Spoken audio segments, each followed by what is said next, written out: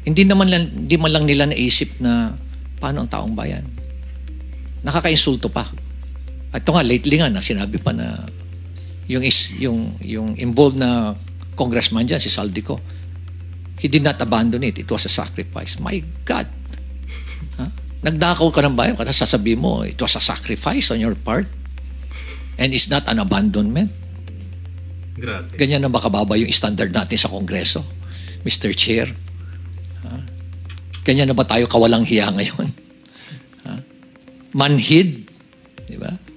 Napaka callousness, hypocrisy. At nakaka-insulto sa mentalidad natin Pilipino. Ito mga kadonatics, marami tayong updates. Nakita nyo? Hindi dinumog. No? Takot ata ang mga tao sa kanya or wala talagang pakialam sa kanya mga kadonatics. Compare mo kay Inday Sara Duterte nung pumunta doon. Nako, ang daming tao mga kadonatics nakapalibot sa kanya. Dikitan ito. Ang layo. Bakit kaya? Natatakot si BBM na baka may mangyari sa kanya kasi galit yung mga Cebuanos or ayaw ng mga Cebuanos. It's either way mga kadonatics. Bongbong Marcos dumating na sa Cebu. Nako, sinabi pa naman ng mga Cebuanos mga kadonatics na Bongbong, huwag ka nang bumisita sa Cebu. Kaya namin to. Kaya ng Vice President. Even Dean Chase himself sinabing huwag pumunta si Bongbong sa Cebu. Ano kaya ang mangyayari nito mga kadonatics? At Mayor Magalong, Mayor Magalong mga kadonatics, may isiniwalat ngayong araw lang kung bakit siya bumitaw sa ICI. Natatakot siya sa kanyang buhay at yung non-transparency ng Malacanang ay hindi siya agree mga kadonatics. Biruin mo, mag-iimbestiga tapos hindi pa ipapaalam sa taong bayan. BBM, anong klase ka? Bakit may ganyang palisi ka? Eto mga kadonatics, panoorin natin mga videos. Eto, panoorin muna natin yung naka-chopper. Eto, naka-chopper si BBM.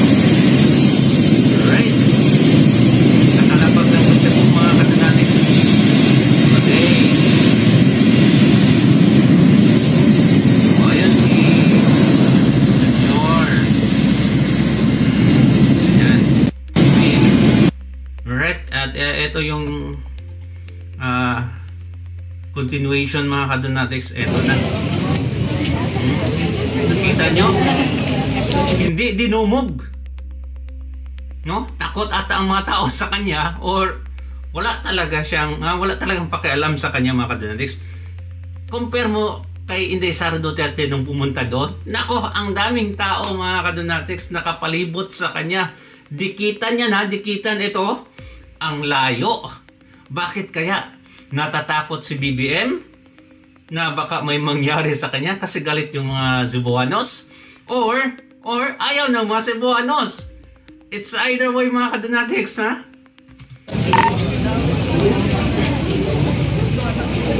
Parang encourage lang ata yung iba dyan no? Mga kapirasong loyalist ni BBM.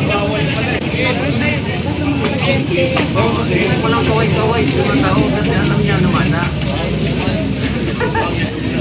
andyan na yung mga tao dyan mga kadonatics. Naging marites yung iba. Yes. Sige, natin. Okay, so mag-update pa tayo later mga kadonatics kung ano yung mga mangyayari dyan. This is gonna be interesting. Eto yung sabi ni Dean Chase mga kadonatics. Aside sa sinabi niya na don't go to Cebu, may pinost siya bago lang talaga mga kadonatics today.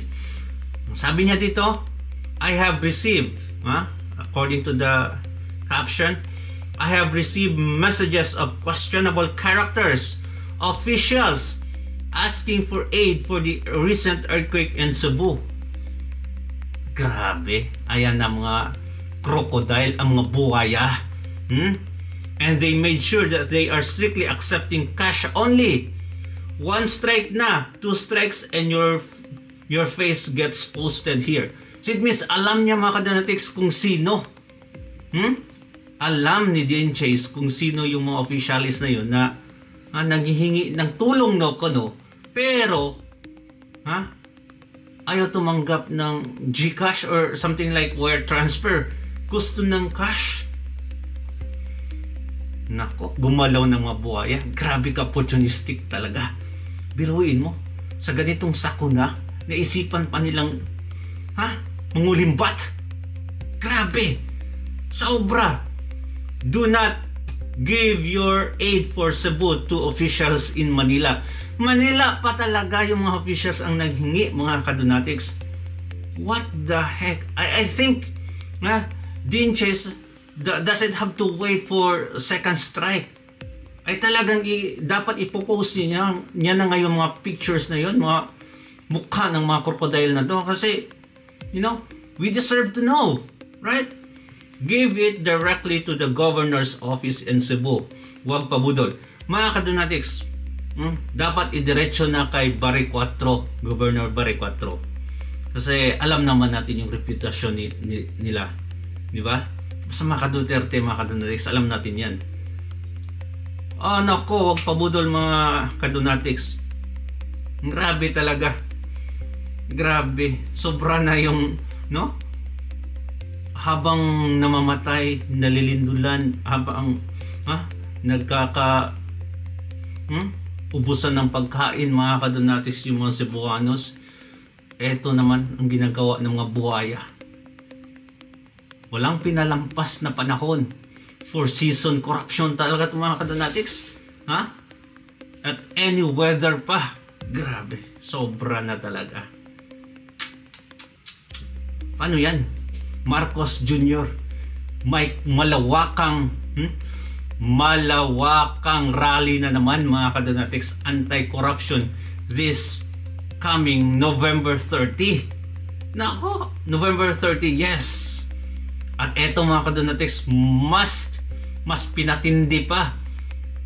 Panoorin natin balita.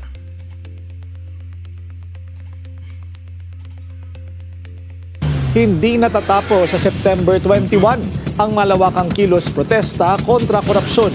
Mas malaking pagkilos daw ang ikakasa ng trillion peso movement sa Bonifacio Day. Narito ang agenda report ni Just Ignacio. Matapos ang trillion peso march noong September 21, muling sasabak sa kilos protesta kontra korupsyon ang iba't ibang grupo sa November 30. Meron po tayong 2 months, lahat po ito ay leading to November 30. At sa ngayon po, ang mga iba't ibang organisasyon, mahigit na sa Ewan ko kung maka Duterte to mga kadonatics or anti, ewan. Basta one thing for sure is they are against corruption. Diba? That's what matters. Ay naghahanda na po para sa mga noise barrage at mga candle lighting at distribution of white ribbons. Yung mga logistics po natin ay ready na po in a week. Iba't ibang aksyon ang isasagawa ng trillion peso march movement sa Bonifacio Day, gaya ng White Ribbon Campaign. Ang Catholic Education Association of the Philippines at Manila Ecclesiastical Province School System Association magsasagawa rin ng community formation para sa refleksyon, dialogo at political education. Pangungunahan naman ng Church Labor Council for National Transformation ang #FastForTruth at ang lingguhang misa sa EDSA Shrine. The key message that we will not be silenced. We make noise because corruption is deafening. We will hold the 6 o'clock habit, the noise barrage for accountability, #noise for justice. 8 o'clock, candle lighting against corruption, liwanag sa dilim. Tulad ng naunang rally, end goal ng movement na mapanagot at makulong ang mga kurakot. Pero paano kung walang makulong? Kaya nga hindi tayo tumitigil. Nangyari na ito 2000. Honestly mga kadonatics, sa ngayon, sa panahon ngayon, yung mga buhaya, bilyon-bilyon yung kinulimbat galing sa taong bayan, hindi nga natakot sa Panginoon, matakot pa kaya sa rally? I think they don't deserve a rally mga kadonatics. They deserve even worse than rally. What do you think? Ang nangyari sa Nepal, sa Indonesia, mga kadonatics, ganon klase. I'm not asking for revolution or something like that. Pero nakita naman natin, anong nangyari nung September 21? Ha? Walang nangyari. Talagang mga kadonatics, kung kapalan lang, grabe nakakapal yung mukha nila. Ha? Walang hiya talaga tong mga taong to, mga kadonatics, and I'm for sure they would not even move a single cell, mga kadonatics, through this rally. No, hindi ito banta para sa kanila. Ang banta, mga kadonatics, yung kuyugin talaga, yung puntahan talaga yung mga bahay nila. Huwag yung Malacanang, ha? Baka mag-declare ng martial law si BBM. Mahirap na, di ba? Diretso na sa bahay nitong mga lokong tong mga buhaya. Kuyugin, at wag na kuyugin. Kunin lahat ng mga wealth, mga kadonatics. Iparamdam natin sa kanila na galit talaga yung taong bayan. Rally, I don't think rally will take effect, mga kadonatics. Hindi nga natakot sa Panginoon, di ba? Meron ng ganitong kaso. So may nakulong, may nasentensyahan. Pero dun sa mga kasama sa listahan, kung ang ating mga namumuno sa ating pamahalaan ay hindi na sumasansala sa kasamaan at hindi itinataguyod ang kabutihan, they already lost their mandate to function in that delegated responsibility as governing authorities of the land. Sinabi rin ni Bishop Jose Colin Magaforo, presidente ng Caritas Philippines at lead convener ng Trillion Peso March, non-political ang kanilang organisasyon. Pwedeng sumama ang kahit na sino mang may parehong panawagan kontra korupsyon. Pero hindi raw sila magdadalawang isip na paalisin ang sino mang may political agenda. Para sa agenda... Wait! I don't think, mga kadonatics, non-political to. Ay talagang may bahid ng politika dito, mga kadonatics. This is all about politics. And if you are, mga kadonatics, kung nakikisali ka sa nangyari ngayon, ay talagang political na yung mga rally. I don't think this is not non-political rally, mga kadonatics. We are not too indolent enough not to know that this is politics. This is all about politics. Bakit nangyayari mga rally ngayon? Politics, di ba? Anyway, ito yung video, mga kadonatics, today's hearing, kung saan sinabi ni Mayor Magalong ang dahilan kung bakit siya nag-resign. Hindi na to haka-haka, mga kadonatics, na sabi ng iba na eto, kesyo, ito. No. Pakinggan natin.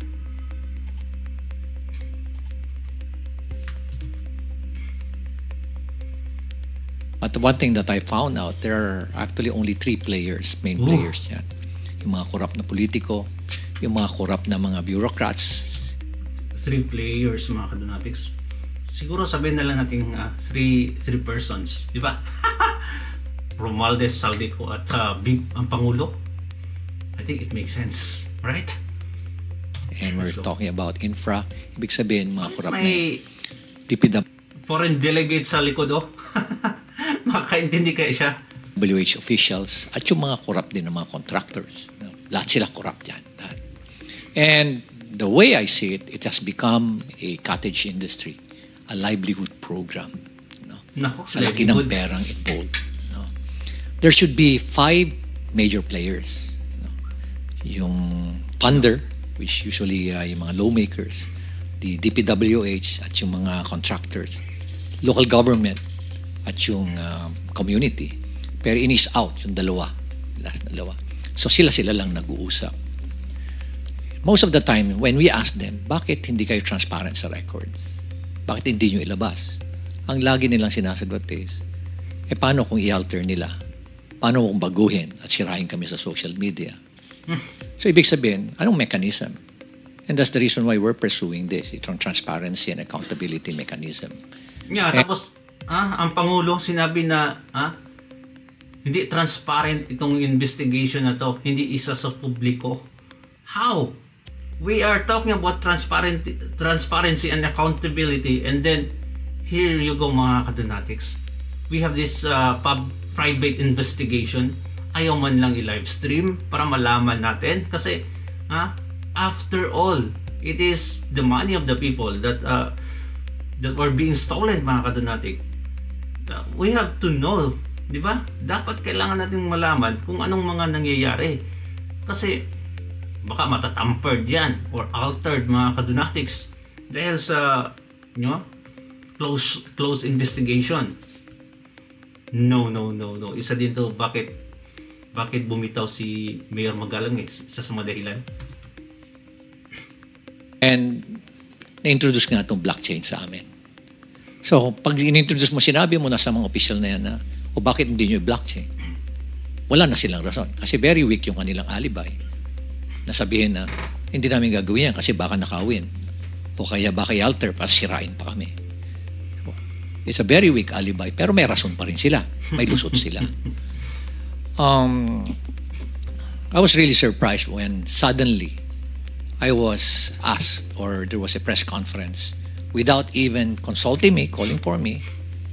And it was actually a hastily arranged press conference. And suddenly, binabanggit na doon na I'm not an investigator, I'm just a legal advisor. When in fact, sila naman ang gumawa nung designation na yun, legal advisor and investigator. So there were contrasting na mga pronouncement. Ay, nako. Kakayanin ko pa yun eh. Tatanggapin ko pa yun eh. Tatanggapin ko rin na wala akong authority over the PNP CIDG, which is true.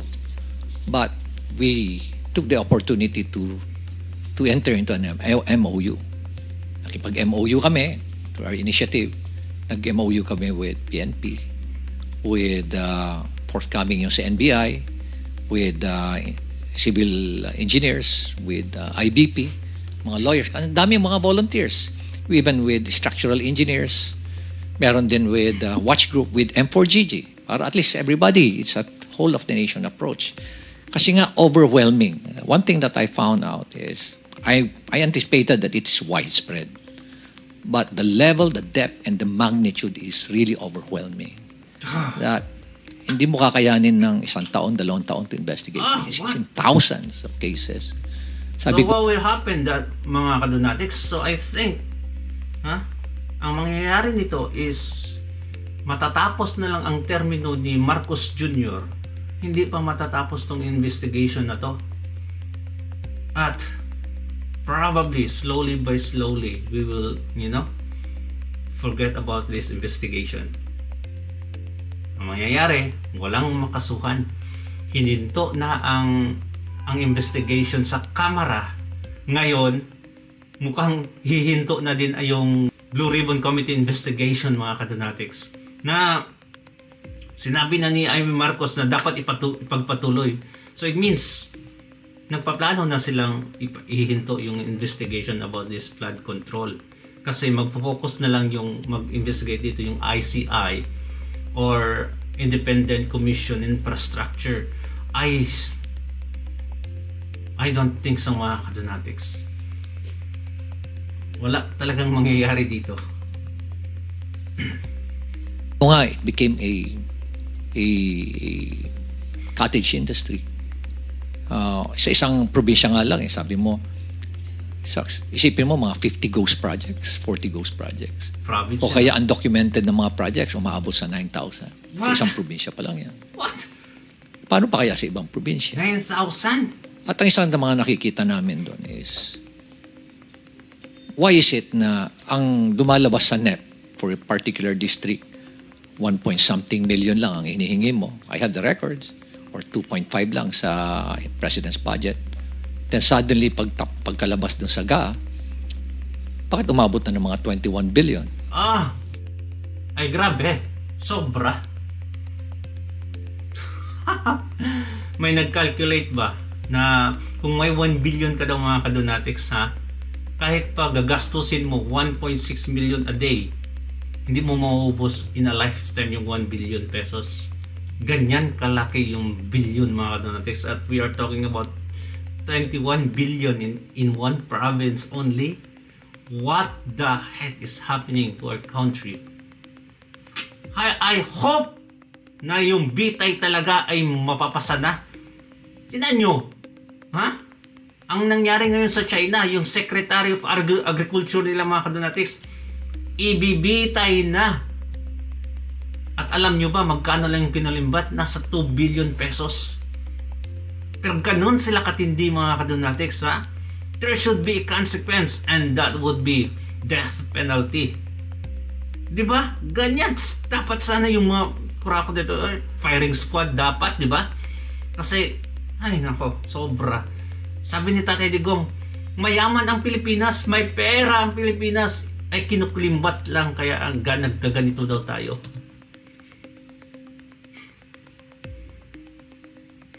And nakita namin na talagang prevalent yung kondon, yung mga ghost and substandard projects sa lugar na yun. So what was the intention? No? Hindi naman tayo tanga. Nangyayari dito lumalabas na tanga ang Pilipino, kaya pabayaan mo na lang sila. Hindi na nila mapapansin yan. Nakakainsulto isipin. Tama. Nakakainsulto. Okay. Balikan ko uli yung press con na yan. Nilabas. And then, suddenly, tinabi na may conflict naman ako being the mayor and at the same time being a member of the ICI. By the way, I'm not a member of the commission. I'm not a commissioner there. In fact, sila nga yung gumawa ng workaround nun na legal advisor investigator. Pero inis out na ako nun eh. Tinanggal na nila lahat. And then suddenly, here comes a below the belt naman na accusation na ay dahil merong project si Diskaya doon at maanomalyang tennis court. Ay, sobra na yan. Yun ang hindi ko matake. Di ba? Parang pinapalabas mo pa na korap ako. Ay, yan na. Mag-aaway na tayo dyan. You know? Sa unang-una, sabihin ko nga, kung bulok ba ako, lalabanan ko yung mga very powerful na tao dyan. Di ba? Tama. You have to make sure that you have the moral ascendancy bago mo labanan yung mga tao. Otherwise, masisira ka din.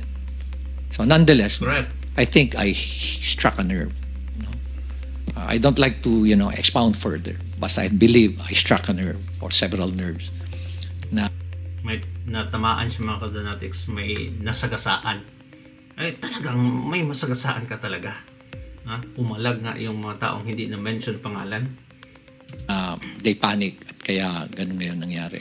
So, I would like to end yung aking experience niya sa ICI. But one thing that I can say is that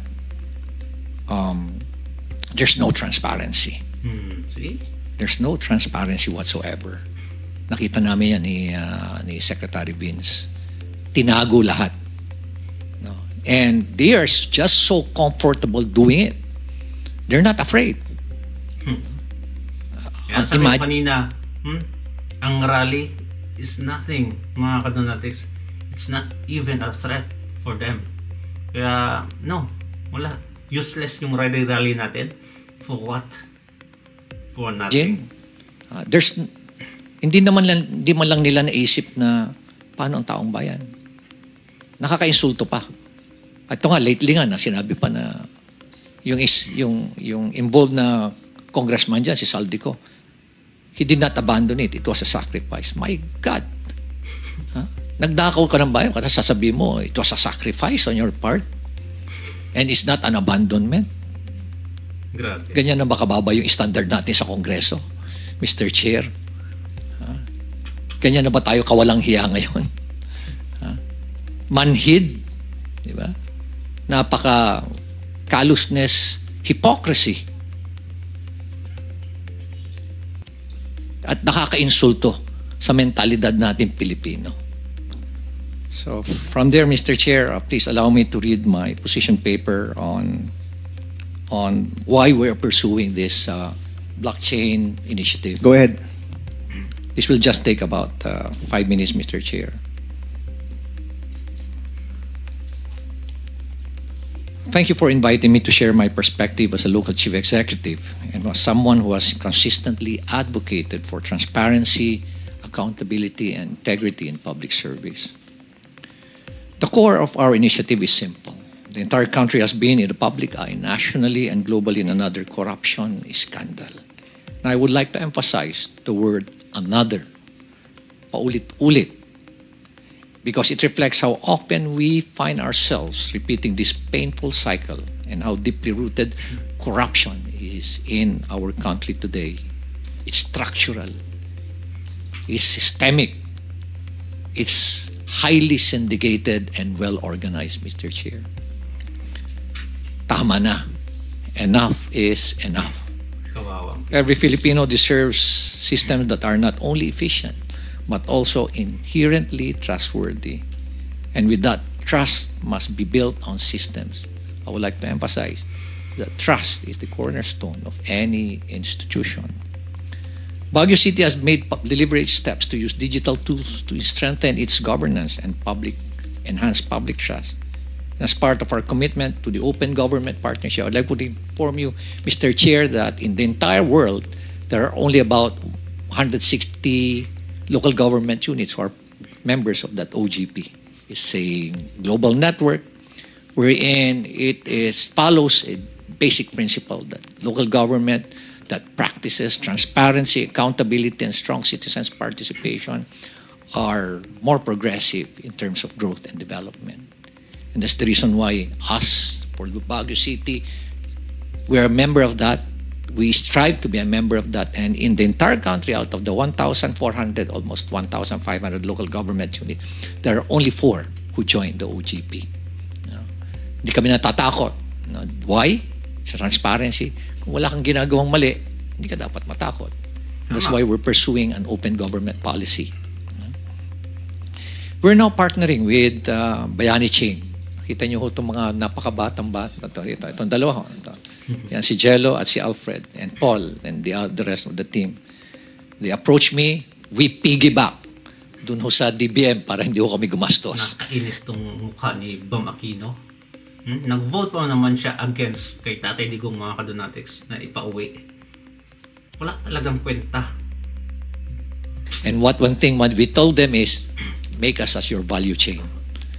Pag sinabi yung Baguio City, then maraming local government na mag-strive also at This partnership aims to strengthen public accountability, provide permanent audit trails, and promote participatory governance. And we are going to go live 2 weeks from now. Magkakaroon na ho kami or next week, magkakaroon na ho kami ng capacity building today, and we go live on October 15. Yes. Mayor, how long was the process from sinimulan niyo yung partnership till mag-go live po kayo? Almost 1 month, Mr. Chair. Only 1 month? Yes, Mr. Chair. Wow. Kasi yung titingnan mo, from a very layman's perspective, madali lang ho lahat eh. Ang pinakamahirap po is, yung mindset na, are you willing to open to be transparent, and to be open your data, all this critical information, program of work, bill of quantities, contract, yung bid documents.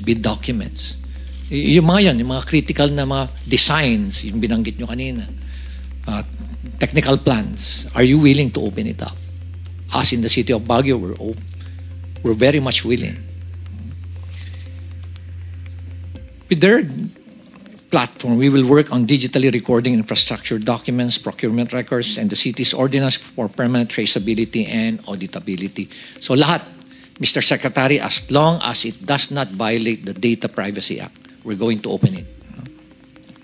Why blockchain technology? Because it addresses weaknesses that traditional systems cannot. And I believe this is aptly and adequately explained by the 2 other presenters. Since we signed the MOA, we've been preparing the necessary documents and records that will be placed in the chain. And we are also conducting knowledge sharing sessions and training for our personnel so that this innovation is not only technology-driven, but people-driven. Kaya nilalabas na namin sa MANCOM meeting namin yan. And we are coming up also with pronouncements sa aming posts sa social media. And as I've said, both DBM and DICT started using blockchain technology in 2024. Nagpipigibak lang ho kami kay Secretary Mina Pangandaman. Thank you very much, DBM. And thank you very much for filing the bill, Mr. Chair. Thank you very much for filing Bill 1330. All these efforts show that we are not waiting for the future. And these are early steps, but they carry a very strong message. We're beginning to embed blockchain into systems because good governance should never be an exception. It should always be a way of life. So maraming salamat po, Mr. Chair. Thank you. What do you think mga kadonatics, ha? Talagang binitawan na ni Mayor Magalong kasi alam niya na kalokohan lang ginagawa ng gobyerno ngayon. Kalokohan lang yung investigation na yan. Biruin nyo, hindi siya transparent. Ha? Close siya sa public. And then, ang dami niyang nasagasaan mga kadonatics na tila ba mga kadonatics parang hindi, he is not backed by the government, by the Malacanang. Natatakot siya sa kanyang buhay din, di ba? Kaya better to resign. Kaya baka may mangyari pa. At itong si Secretary Vin Dizon mga kadonatics, I don't think na magtagal din siya dito kasi kita mo naman, ha? Stress na yung mukha niya. Ha? Kinumpara pa yung mukha niya during he was the secretary of Tatay Digong, undersecretary, and then now mga kadonatics, ang layo. Fresh siya doon no? Walang masyadong stress mga kadonatics. Bakit? Ay, sumusunod ang mga tao that time. Takot yung corruption. Pero ngayon, nako, in just a matter of 3 years mga kadonatics, 22, from 2022 till now, grabe na yung nagawa na corruption. Grabe. The depth of it mga kadonatics, sabi ni Mayor Magalong, is hard to imagine. Damn. Thank you so much mga kadonatics, and please ingat palagi. Don't forget to subscribe and like this video. God bless you mga kadonatics. Bye-bye.